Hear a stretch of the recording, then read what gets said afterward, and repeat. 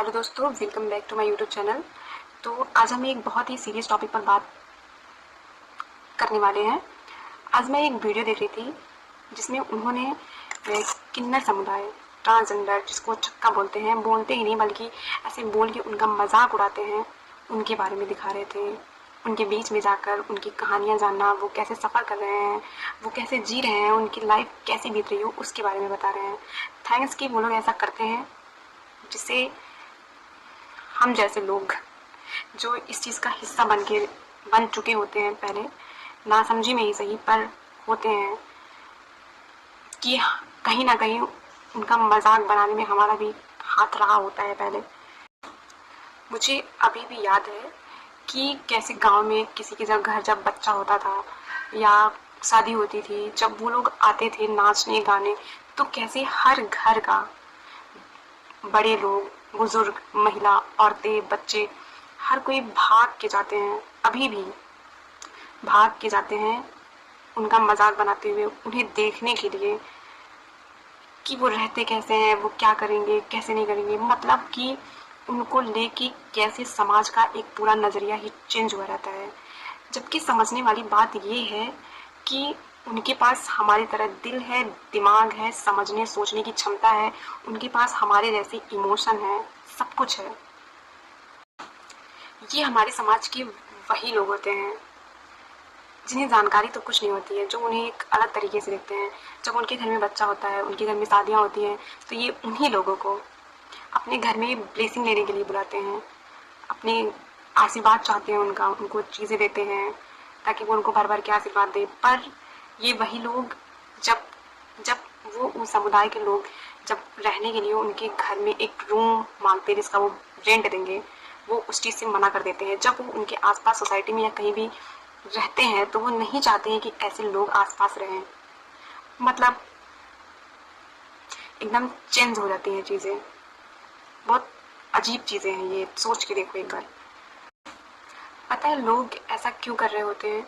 क्योंकि लोग कभी उन्हें पर्सनली जानना चाहते ही नहीं है, उनके पास बैठकर कोई उनकी तकलीफ़ें नहीं सुनना चाहता है।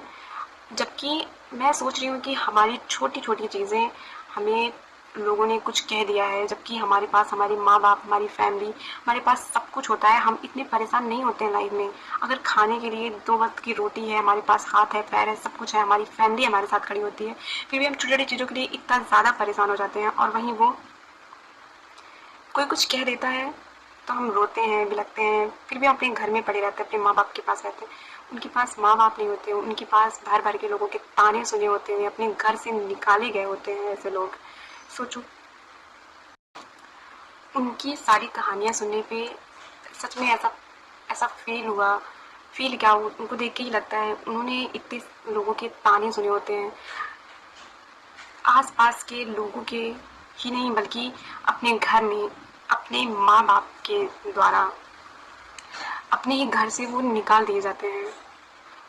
वो इतना सब होने के बाद भी अपने पैरों पे खड़े होते हैं, कहीं जाके अपने लिए चीज़ें बनाते हैं, अपने लिए खाने का इंतज़ाम करते हैं, रहने का इंतज़ाम करते हैं, इतने भारी दुख के साथ। ऐसा ऐसा पता चला है कि 100% में से 20% ऐसे लोग होते हैं जो इन सब केसों में सुसाइड अटेम्प्ट कर चुके हुए होते हैं, फिर भी वो हिम्मत नहीं हारते हैं कभी।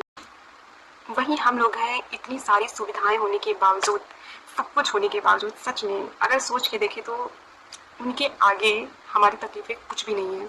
हम जिस स्थिति में, हमने अपने लाइफ में कुछ भी दुख नहीं देखा हुआ है, हम अगर उनसे कंपेयर करें तो मुझे ऐसा लगता है कि हमने वो चीज़ें सफ़र नहीं की हुई है जो उन्होंने किया हुआ है। बहुत ये सब जानने के बाद सच में दिल से इतनी रिस्पेक्ट होती जा रही है उनके लिए कि ऐसा लग रहा है कि भाई जो बहुत कुछ सह के ऐसे आगे आता है, जो इतना सब कुछ सह के जीने की हिम्मत रखता है, वो बहुत बड़ी बात होती है। उसके लिए हमें अपने अंदर बहुत सारा रिस्पेक्ट रखना चाहिए, बहुत ब्लेसिंग रखनी चाहिए अपने अंदर। उनकी कहानियाँ देखने के बाद सब कुछ ऐसे ऐसे फील हुआ कि सच में वो असली स्ट्रगलर तो वही लोग हैं। वो जब छोटे होते हैं, उनके अंदर जब वो सब चीज़ें दिखती हैं लोगों को, तो कैसे ना वो कहीं पढ़ पाते हैं, जब वो पढ़ने जाते हैं लोग चिढ़ाते हैं, वो उन सबकी इतना ज़्यादा उनके ऊपर इतना प्रेशर होता है, वो चीज़ें झेल नहीं पाते हैं, वो स्टडी नहीं कर पाते हैं, वो स्कूल छोड़ देते हैं, वो पढ़ नहीं पाते हैं, कैसे उनके घर वाले उनको निकाल देते हैं, कैसे, या वो खुद ही भाग जाते हैं, इतने प्रेशर में आ जाते हैं वो ऐसी चीज़ें झेल रहे होते हैं जिनमें उनका कोई दोष नहीं होता है, जिसमें वो कुछ कर ही नहीं सकते हैं।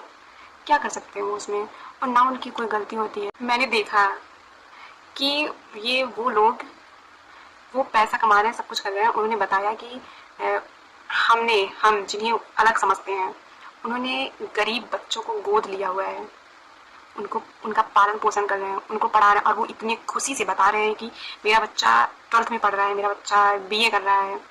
ये वही लोग बता रहे हैं जिनको समाज ने अपने तबके से एकदम अलग महसूस कराया हुआ है, अलग रखा हुआ है। वो उन्हीं के बच्चे को, वो उस बच्चे को पाल रहे हैं, और वो बहुत प्राउडली और बहुत खुशी के साथ ऐसा बता रहे हैं। ऐसा वो इसीलिए कर रहे हैं क्योंकि वो हमारे जैसे हैं, वो फीलिंग उनके अंदर हमारी जैसी है, वो हमारे जैसे ही हैं। तो कुल मिला जुला के सारी चीज़ों का सार यही है कि respect all the human being, वो कोई भी हो, वो कोई LGBTQ से आता हो या कोई कुछ भी हो, कैसे भी हो, क्योंकि हम नहीं जानते हैं कि कौन क्या फील कर रहा है, कौन क्या सह के कहाँ पहुँचा हुआ है, हम नहीं जानते हैं। हमें हमारी चीज़ें इतनी बड़ी लगती हैं कि हम किसी और को जानना ही नहीं चाहते। हम पूरी दुनिया छोड़ के अपनी चीज़ों में इतने मसरूफ़ हुए पड़े रहते हैं, अपने दुख में इतना ज़्यादा भरे पड़े हुए होते हैं कि सच में हम लोगों को समझ ही नहीं पाते हैं कि हो क्या रहा है, लोग जी कैसे रहे हैं, कितना स्ट्रगल कर रहे हैं। तो हमें सबकी इज़्ज़त करनी चाहिए और दिल से इज़्ज़त करनी चाहिए सबकी।